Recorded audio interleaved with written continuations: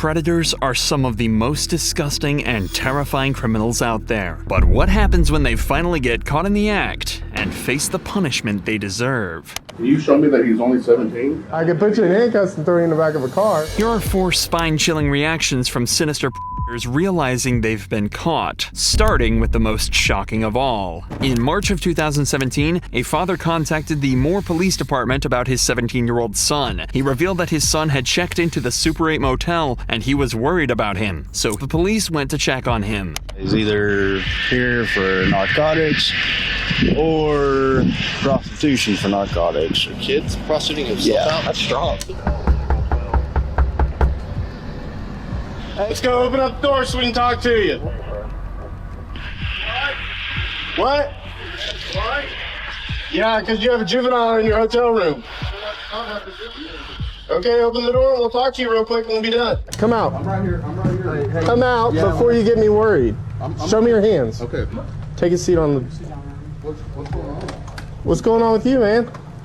Just trying to have A good time? Yeah. What's your name? Ralph. Ralph what? Shorty. You got an ID, Shorty? Shorty doesn't sound like a last name to me. I'm sorry, guys. You're kind of freaking me out a little bit. Yeah, that's what we do. He's 17. Okay. What do you mean, okay? I didn't know you. Okay. Whatever you're doing, it's a bad idea.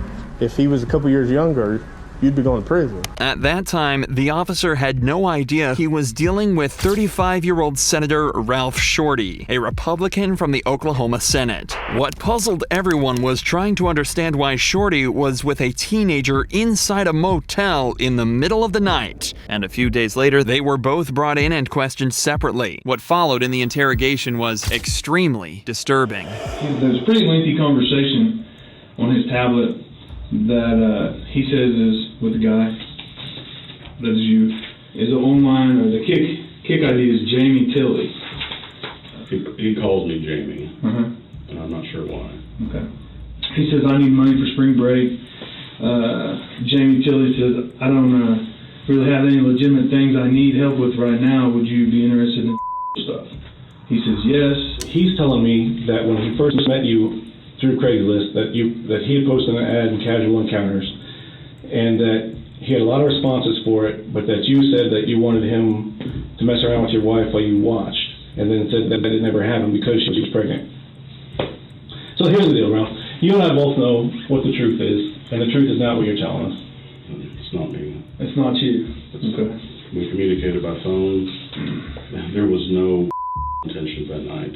Shorty denies that he was Jamie Tilley on Craigslist and didn't have any online conversation with the teenager. However, the police had all the proof they needed. There was even a witness who recalled exactly what happened. We've got a witness that put you there. When you say... I absolutely picked him up. When you say I'm here, the witness is waiting down the street because she thought it was jacked up.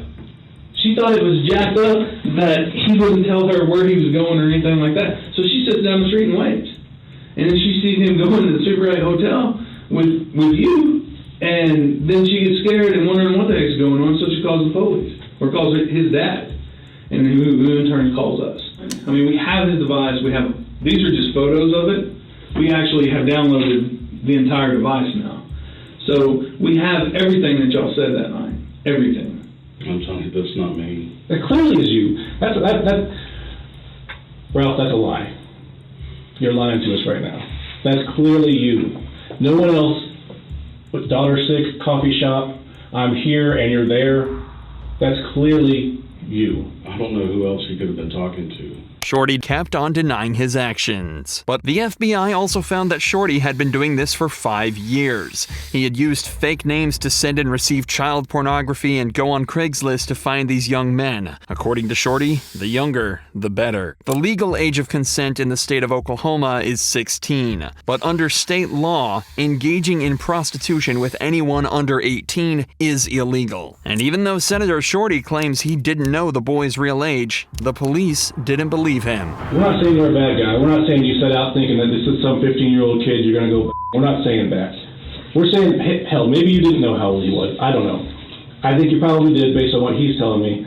I asked him, I said, hey, does he know how old you were? And he said, yeah, he knows because we had a discussion about it, and at first he was uncomfortable with it, but then he finally got over it. I know you guys don't believe me, and I'm not going to try to convince you otherwise unless I have something to show you, and I just don't know. So basically all that can happen is, at this point is that we get more evidence about what's going on, because there's nowhere to go from here. There was no way out for Shorty, and in June 2018, prosecutors revealed that Shorty had twice with the victim before they were found together at the hotel. Finally, in September 2018, he was sentenced to a total of 15 years in prison on a child sex trafficking charge and 10 years of supervised release. Now, imagine if the predator is someone everyone is supposed to feel safe around. As a teacher, if you're accused, you're guilty. Stephen Budd was a teacher at Rosarian Elementary School before he got caught and arrested for giving out candy to kids in return for sexual favors, a reward system he liked to call Bud Bucks. In 2013, 2 teenage girls came forward and reported Stephen to the police. The incidents took place in 2006 when Bud was their homeroom teacher, and the girls were only 9 at the time. A few months after the report, he was brought in for interrogation. Why do you think it is?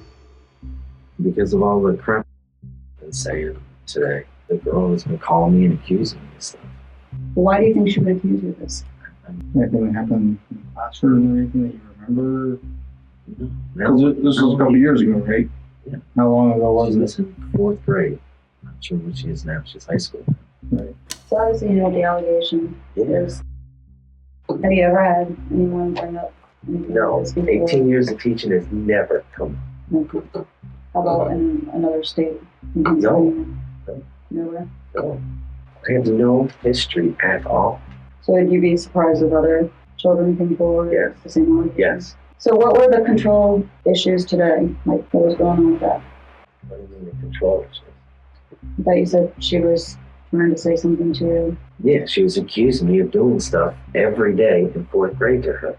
You can tell from his body language that he's hiding something. At first, he seems relaxed, and then suddenly he shifted in his seat and got in a stiff, defensive posture. The allegations were that you were under the desk. So I don't know if you're familiar with DNA. Yeah.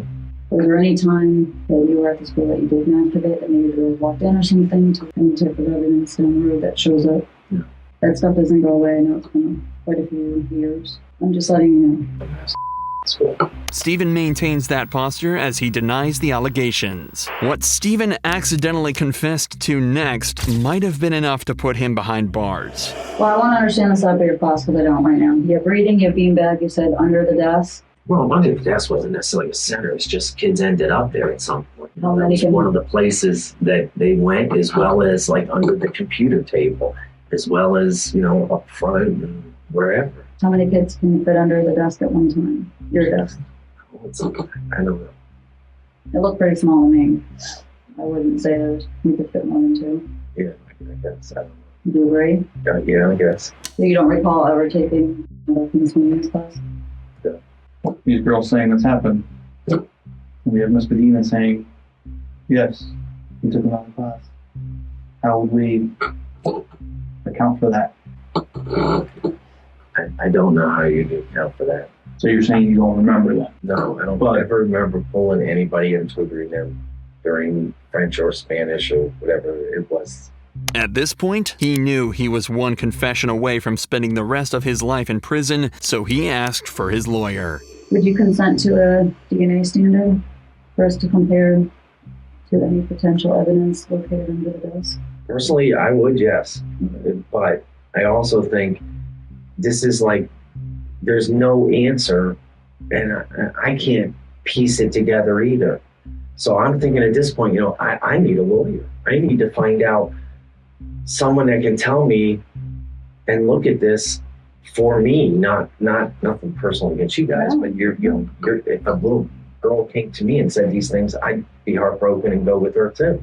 But I have no one to give me advice. Stephen was found guilty of sexually assaulting 2 9-year-old girls inside his classroom and was sentenced to 3 life sentences in prison. While the first 2 cases were a breeze for the cops, Josie Armand's case took a violent twist. Turn around, put your hands behind your back. On May 22, 2021, 30-year-old Josie Amon was accused of groping a 10-year-old girl in a Wisconsin Walmart. But before anyone could stop him, Josie fled the store and ran out of sight. Thankfully, it's not that easy to escape the police, and this cop managed to track him down. Does the name Josie ring a bell? Yes. Is he here? Yes. Okay. I gotta talk to him. Hey, Josie. Officer Flatton. This was a little bit more urgent for me, so I decided to just come down and talk to you here. In May, we got a complaint from a parent and a young girl at the Walmart in Alaska that involves you. Anything ring a bell to that? Okay. Have you ever been at the Walmart where you got chased out of the store? No. Josie kept on denying everything, but the cop had a trick up his sleeve. Before visiting Josie, the officer collected pictures of him at Walmart and a receipt confirming a purchase that he made there. He had him dead to rights. Would you agree that this is you? No? Okay. Is this your truck? Definitely not. You don't think that resembles you in the slightest? I'm not gonna agree to that. The suspect of this whole thing was inside Subway, bought a sub sandwich, used your debit card. Wait, somebody used my debit card, you said? Well, you. In a Subway? Yep, on Alaska Walmart Subway. You still want to tell me you have no idea what I'm talking about? Okay. At this point, there's only one option for Josie: to run. Turn around, put your hands behind your back.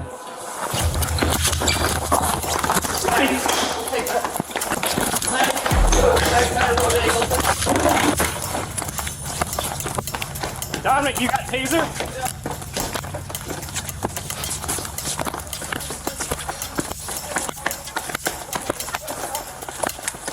Stop! Please stop! Stop! Get on the ground! Luckily, Josie didn't get too far before he was tackled to the ground by the cops, and they made sure he regretted even choosing to run in the first place. Josie was charged with first-degree sexual assault of a girl under the age of 13 and misdemeanor resisting an officer, and could face up to 60 years in prison. Everything happened extremely quickly for this guy, but in the case of Ryan Burton, the cops had spent weeks planning their attack and making sure he headed to jail for a long time.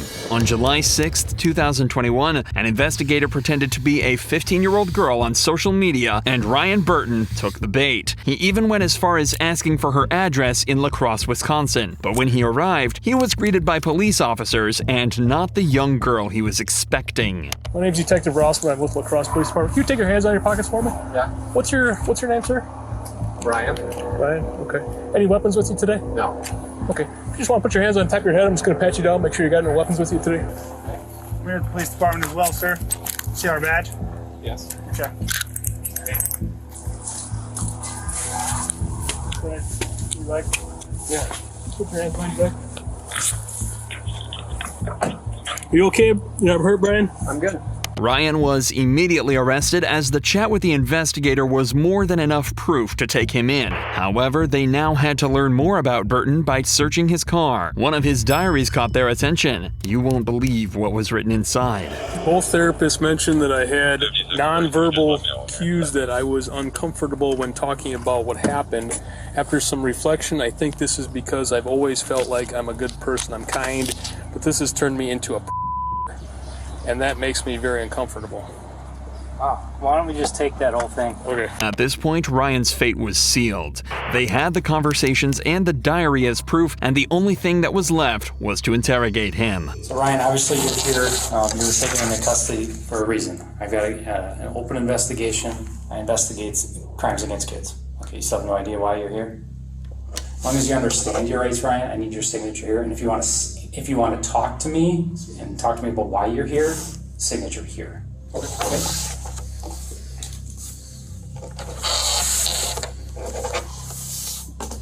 Okay. Don't want to talk? No. Okay. You're going to be going to the county jail tonight. There'll be 2 charges. All right. One of them is the use of a computer to facilitate a crime. Okay. And the second one is the attempted second-degree of a child. Okay. I'll respect your wishes, and we're going to get you out of here as soon as we can. Ryan decided to stay silent and has been charged with 2 offenses. The first one is the use of a computer to facilitate a child sex crime, and the second one is attempted second-degree sexual assault of a child. If found guilty, he could face up to 60 years in prison. However, Burton was released on signature bond, which forbids contact with his biological children. The bond allows supervised contact with his stepchild and restricted internet access. You said age didn't matter. You were going to have oral sex. You were going to give him oral sex. You told him straight up that you knew he was 13. This is the moment Timothy K, a 42-year-old realized he'd been caught. Timothy tried meeting up with a 13-year-old boy, but unfortunately for him, John was actually a decoy placed by the To Catch a team and was run by a team of experienced catchers. After just a week of online chats, Tim was lured in and taken down by the cops. After being apprehended, he was brought into the police station where the interrogation began. Tim, do you know why you're here? Why did you come to Highland Heights tonight? Can you tell me? I was going to meet this guy, and we were going to watch some movies and stuff. We just met online. I was actually going to be in the area anyways, and Tim decides to play dumb and acts as though he's got no idea he's done anything wrong. A classic first move many make, but somehow not as common as his next claim. Who was that person? John, I can't remember his last name. How old was he?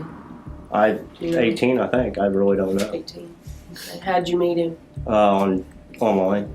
Do you chat online? Yeah. Quite frequently? Of course, he says John was 18 years old, the legal age of consent in Kentucky where all this took place. This response is actually so common that lots of people actually treat it as an incriminating statement. If a 40-year-old is comfortable meeting up with and having with an 18-year-old, they're either lying about the kid's age or very likely also willing to meet up with someone that's 17 or younger. I have some chat logs where you all talked back and forth, and I think that person told you they were 13 in the chat log. I wouldn't meet somebody 13 years old. No? So that's too, that's too young. Yeah. Not only did John tell Tim he was 13, it was almost the very first thing he said.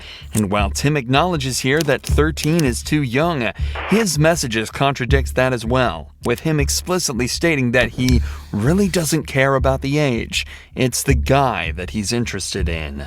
You want to tell me a little bit about how you chatted with, was it John, you said? Yeah. Nothing, we just met and, just went from there. Did you have something in common? Just seemed like a nice guy, It doesn't take a genius to realize that Tim's keeping his answers as short and vague as possible here as a way to hide the true nature of his messages. Tim already knows he's in trouble and what he's likely in trouble for. His only play is to try and convince the detectives that he was there for a different purpose. Unfortunately for him, though, the cops think they have everything they need to take him down. I've read a little bit of the chat that you had, and there were some underlying issues of maybe homosexuality. Was that maybe the reason for your contact with John? Could be, but if he's and the age, if that's what you said, that's that would never happen. Mm-hmm. So, but you were interested in him because he was or a man? Personality and so forth. Personality. Friends. Many people have noted that the detective's comments here are besides the point of the interrogation, but there is the possibility that it was a question posed to trick Tim into incriminating himself. If Tim was interested in John strictly because he was homosexual, that implies that his intentions with John were sexual. However, this does become a somewhat pointless argument when you realize the pair met on a website called gay.com. I get the feeling that you think that we're trying to mess with you. That's not the case at all. We're here to find out what this situation was so that we can explain it. And without your help. That's the situation. That's you understand me though? I understand you. So I need you to come clean with me and tell me what this was all about. That's exactly what it was about. You know, if I meet somebody, fine. You know, I mean, if it goes farther, that's cool. But, you know, I mean, I'm not looking for, you know, I'm looking for friends. Yeah. Maybe a relationship. Tim and the cops continue to talk about everything that's happened so far, with Tim explaining there was nothing inherently about the meetup, and he had no idea the guy was 18. But as the cops start to repeat the same questions over and over, he starts to get visually uncomfortable. So the cops decide to ramp up the intensity to see if they can get him to crack. Tim, we got some problems here. Whenever you talked to John, you told him straight up that you knew he was 13. I can't tell you how many times in this chat log that you tell him that you know he's 13. You talk about spring break. You ask him when his mom's leaving. You planned on coming to stay. Hold on, I've listened to you, okay? I'm gonna lay it out for you because here it is. You were coming to stay all weekend, not just a day. You told him you were coming all weekend. You were gonna have oral. You were gonna give him oral. You asked him the first time that he if he'd been caught by his mother. And whenever he asked you how old you were when you started, you said 13 or 14, and he said I was the same age, and you said that you understood. So don't tell me that you don't know that he was 13, and that wasn't your intention to come here and have with a 13-year-old. No, that was not my intention. It was absolutely your intention, Tim. Don't fill me full of crap. I'm done with that game. That game is over. Now, do we want to talk about what your intentions were here? Because I'm beginning to think you're not a All the messages that the detectives are referring to are public, so we can see exactly how disgusting they really are. Not only was he constantly telling John he liked him, wanted to date him, and would do anything for him, they also talked explicitly about cuddling, making out, oral and masturbation. And that's not even mentioning the fact that Tim lied about his age and said countless other creepy and things. In court, it's possible an experienced legal team could argue that Tim misread John's age or completely missed it in the first place. His words back this up when he's explicitly said if he found out the kid was just 13, he wouldn't have engaged in any activity.